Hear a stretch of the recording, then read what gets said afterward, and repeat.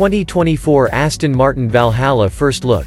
The son of Valkyrie has arrived.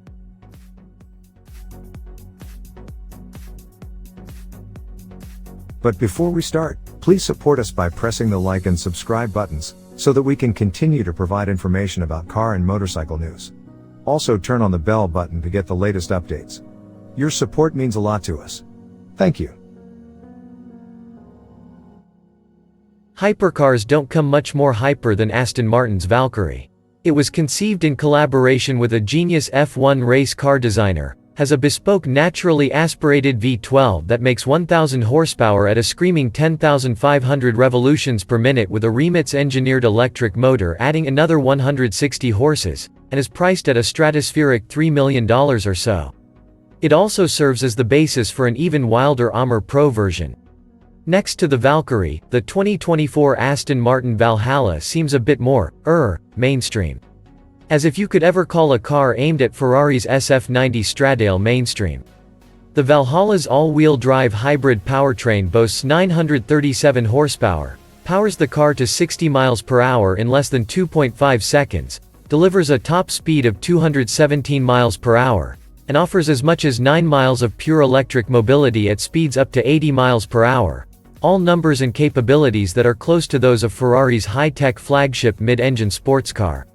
The Valhalla will be more expensive than the SF90 when it arrives in the US in the second half of 2023, though, with Aston sources suggesting a price of between $800,000 and $900,000. Hubris? More like confidence in a car that Aston Martin insiders are calling son of Valkyrie. They're also calling it a car that will lap the Nürburgring Nordschleife in less than 6 minutes, 30 seconds to 15 seconds quicker than any current production rival. In truth, the Valhalla is more a close cousin of Valkyrie than a son. The Valhalla's carbon fiber tub is different, the aerodynamics are not as extreme, and instead of a naturally aspirated 6.5-liter V12, the internal combustion component of the powertrain is a twin-turbo 4.0-liter V8. The Valhalla has similar F1-style pushrod front suspension, multimatic adaptive spring and shocks all round, and brake-by-wire carbon ceramic brakes, but none of the parts are interchangeable with the Valkyrie. And though there's a family resemblance, every exterior panel is different, too.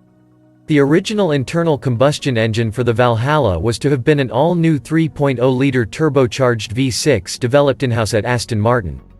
But incoming CEO Tobias Moers nixed that idea last year when he discovered the engine was a long way from being ready for production. Though the Aston Martin press kit doesn't explicitly say, the Valhalla's 4.0-liter twin-turbo V8 is based on the M178 LS2 flat-plane crank engine developed under Moers while he was at AMG, for the Mercedes-AMG GT Black Series. In the GT Black Series, the engine develops 720 horsepower at 6,700 revolutions per minute.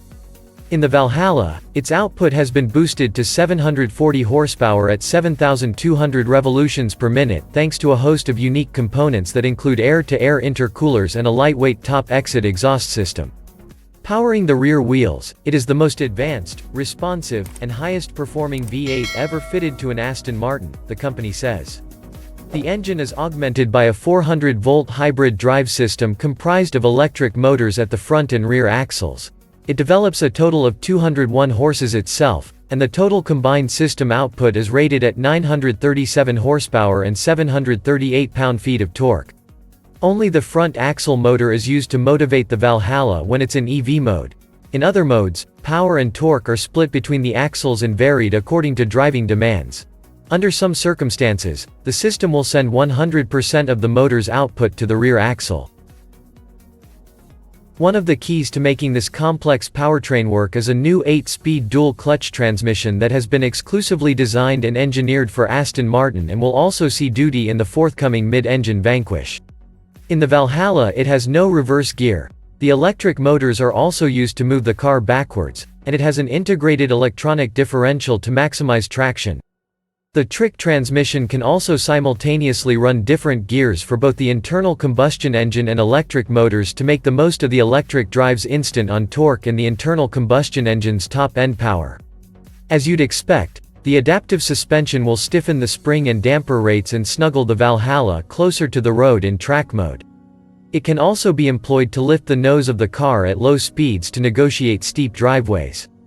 The steering is by way of an electric power-assisted system, and the wheels measure 20 inches in diameter at the front and 21-inch at the rear, shod with bespoke Michelin tires. Though nowhere near as extreme as the Valkyrie, the Valhalla is relatively light, and lessons learned from the Valkyrie's radical Adrian Newey designed aerodynamics mean the Valhalla generates a respectable 1322 pounds of downforce at 150 miles per hour, courtesy of active aerodynamic elements at the front of the car and an active rear wing working in combination with large underbody venturis. Styling a road-going mid-engine sports car is a bit like tailoring a tuxedo. With a fixed format, individuality is necessarily driven by detail. Though the storied British sports car maker has until now never done mid-engine cars, the strong front graphic makes the Valhalla instantly recognizable as an Aston Martin. The trailing edges of the front fenders, which stand proud of the surface of the dihedral doors to vent air from under the front of the car, artfully echo the design of the Valkyrie fenders. There's a hint of Valkyrie in the greenhouse, too. Aston Martin describes the Valhalla's interior as pared back, although it's much roomier than that of the Valkyrie. The seats are fixed to the chassis, the steering wheel and the pedals move instead, and the footwells are raised to give a low hip-to-heel seating position, as in an F1 car. A new Aston Martin user interface system features a central touchscreen display, and both Apple CarPlay and Android Auto connectivity are standard. There's also dual-zone air conditioning, and a suite of driver assistance systems, including forward collision warning, active cruise control, and blind spot monitoring. The screaming Valkyrie may have stolen all the headlines so far, but the Valhalla is a much more significant Aston Martin. It's Aston's first series production mid-engine sports car.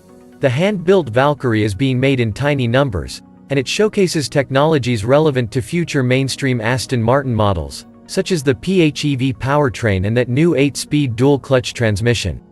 It's also a good-looking car, like most recent Astons. But more important, this time those looks may not flatter to deceive. Remember that wickedly quick Nürburgring target lap time?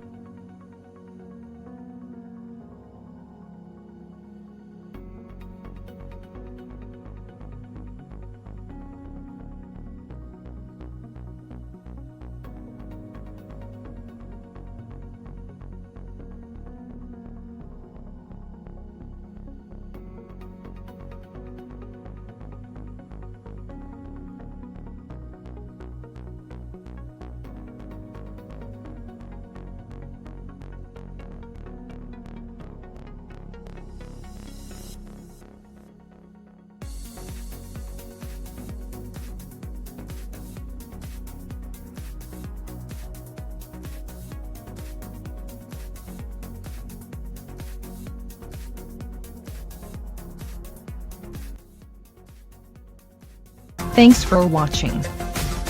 Drop a like, leave a comment, and don't forget to subscribe to watch more videos like this.